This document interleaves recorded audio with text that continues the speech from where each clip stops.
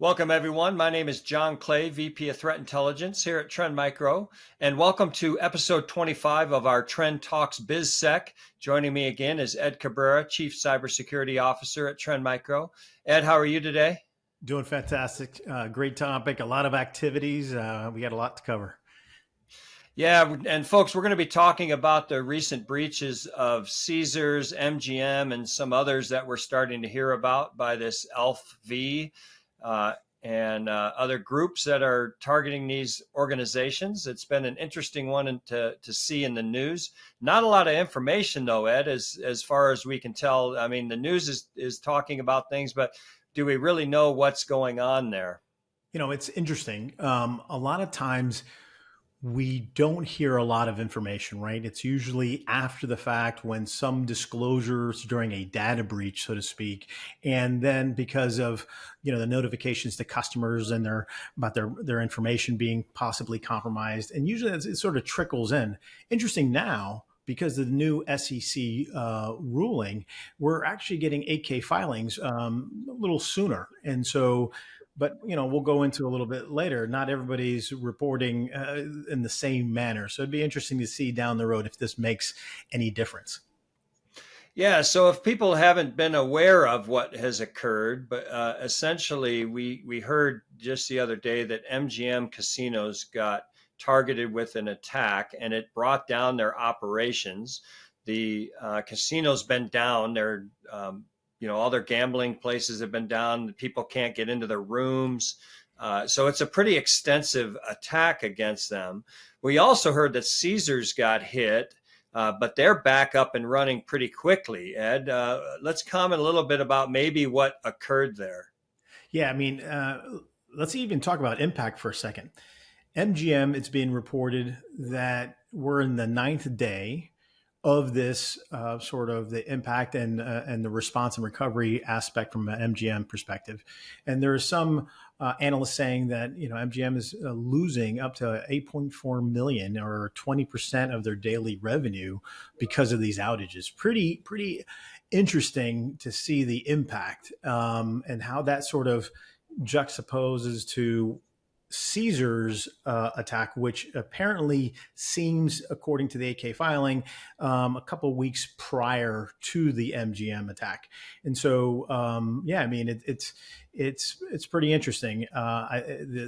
Caesar's was a little bit more forthcoming. They outlined what they believe in from an incident response perspective, that they tied it initially to a third-party IT company, sort of an IT vendor or IT management company.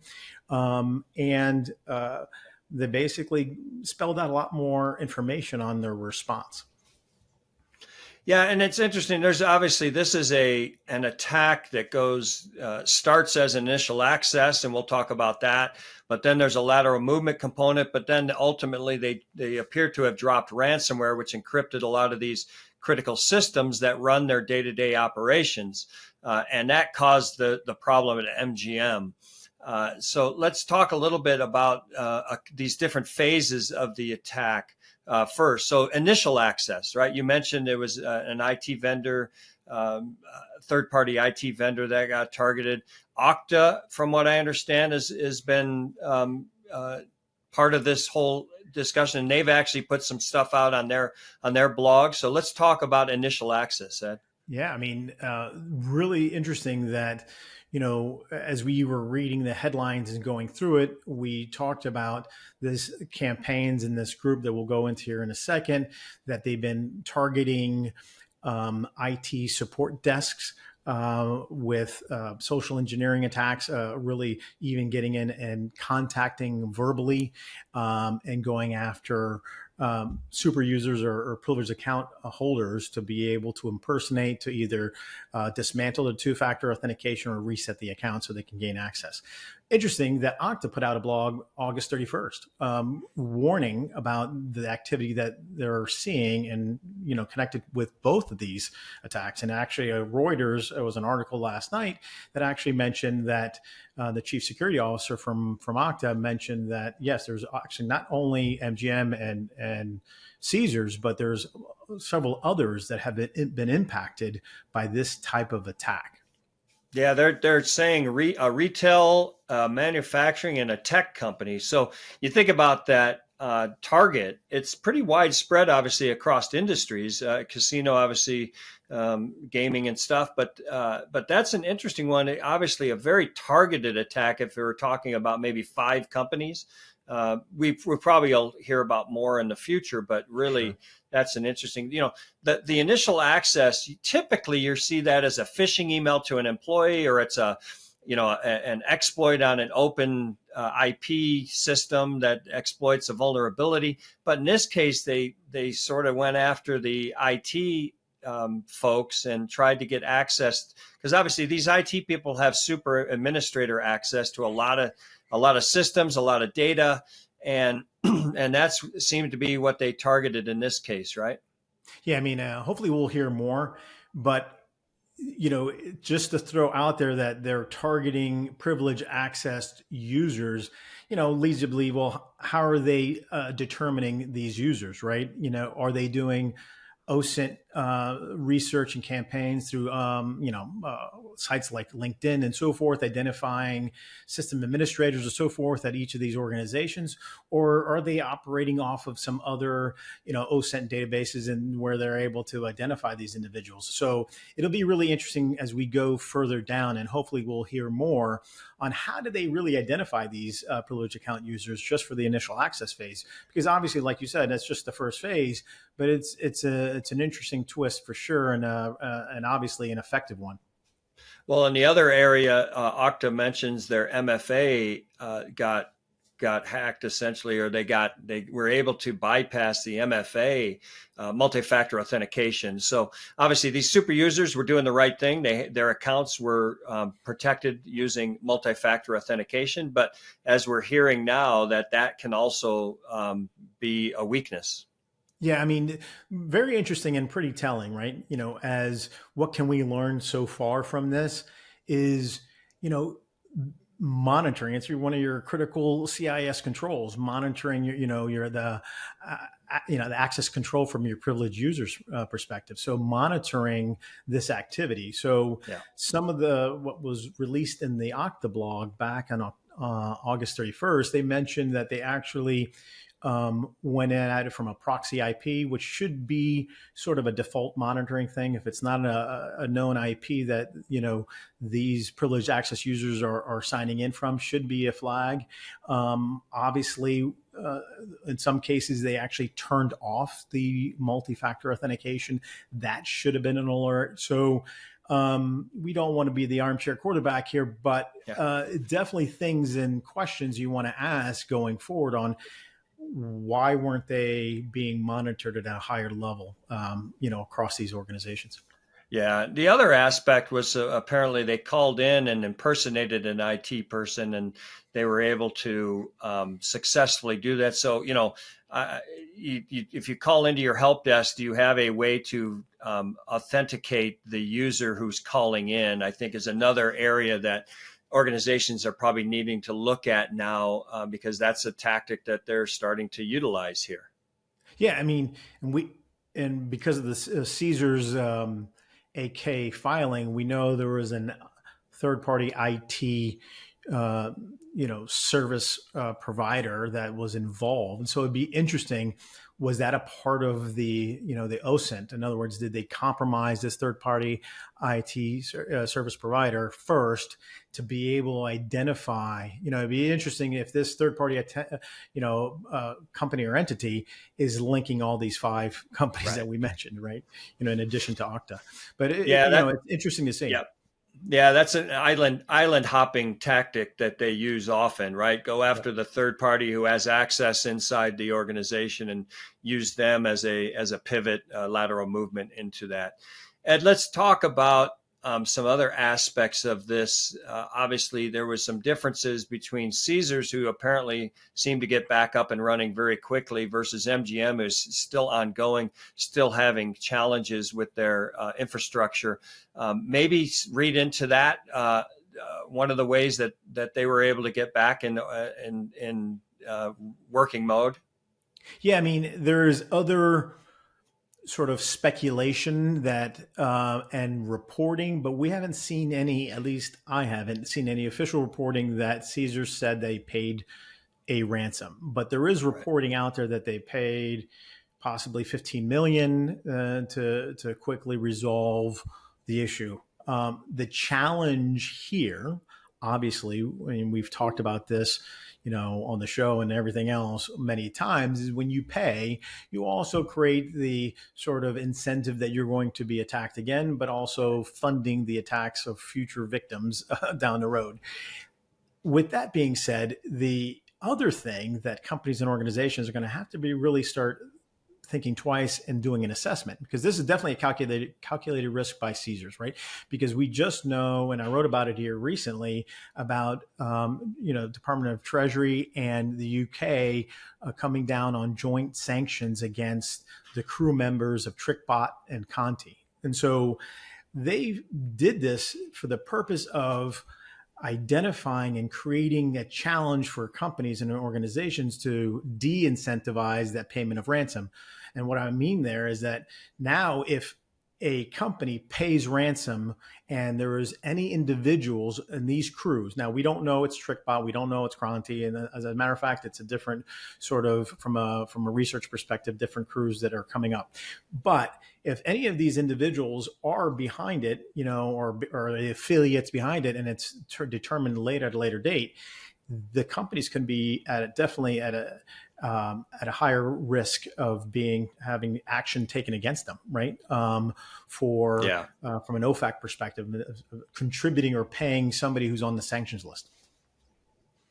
Yeah, and that goes to show you that, it'll be interesting. Obviously, the U.S. government has had a lot of talks with private industry about how to minimize ransomware attacks in the future. And if we start seeing more of these sanctions against all of these different ransomware groups, so like example here, right, in MGM and Caesars, they're talking about ELF-V and Scattered Spider. Scattered Spider might be an affiliate of ELF-V. And so if they start putting sanctions on these companies, then companies are definitely going to have to start looking at the risk of payment, because they could get fined or they could have something going on if the government deems it that, they don't want that. So obviously, you worked at the Secret Service and government well. Sanctions can work, right? Yeah, I mean, absolutely, right? So when we talk about sanctions and sort of the idea of going after these entities, it's just another lever, right? Or another tool in the toolbox to go after these individuals. But it also, here, it's a unique situation because now it's, de-incentivizing actual ransomware, right? So, going after the money is one of the biggest tools in the toolbox that hasn't been really sort of been leveraged. So this is actually interesting to me because I think it's fascinating how we're going about it. And we look how right now in cyber criminal undergrounds, everything is about affiliates, right? They're even talking about, like you said, Alpha-V, Scattered Spider, all assuming they could be associates and or affiliates of these groups. And so what does it take to have another individual that's already been sanctioned working, anonymously, pseudo-anonymously with another crew? And if it comes out later, they can face heavy fines.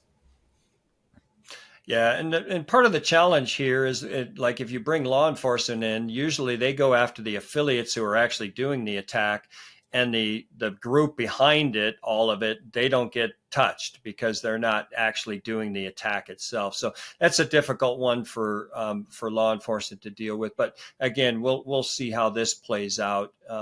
Let's talk a little just about how these companies maybe can help themselves in the future, Ed. What can some of these companies do to prevent or minimize the risk of this type of an attack in the future? Yeah, I mean, let's start with the obvious, and we mentioned it earlier, is the initial access, right? We know, people behind the keyboards are the sort of the weakest link, and but it could also be your strongest link too. But the idea is, especially with your privileged account users, you have to have a higher sense of priority and strategy to be able to, monitor all these accounts, mitigate, any kind of, and audit these accounts. In other words, these accounts, you shouldn't have multiple accounts that are open. A lot of these privileged account users also, unfortunately, will have one account for one system over here and have another account to same individual, but they become that single point of failure, right? Because they have access and privilege to all these other areas of the network and system in the back end. Then I think first and foremost, this is really all about identity access management and monitoring it. Obviously, and that's to mitigate and prevent. I mean, obviously the detection and the response, obviously as well.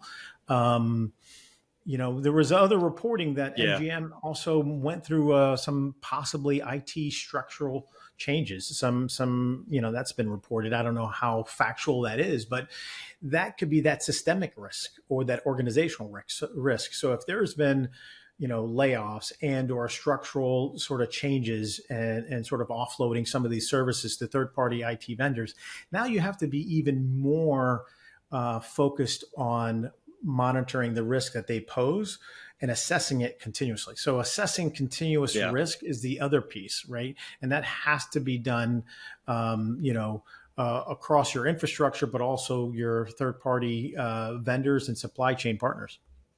Yeah, I mean, to me, what this shows is that the attack surface has grown tremendously. And when people think about attack surface, in the past, they always talked about a computer, right, a server. But now we're talking identities, we're talking accounts. All of these have to come into play now when you look at your attack surface.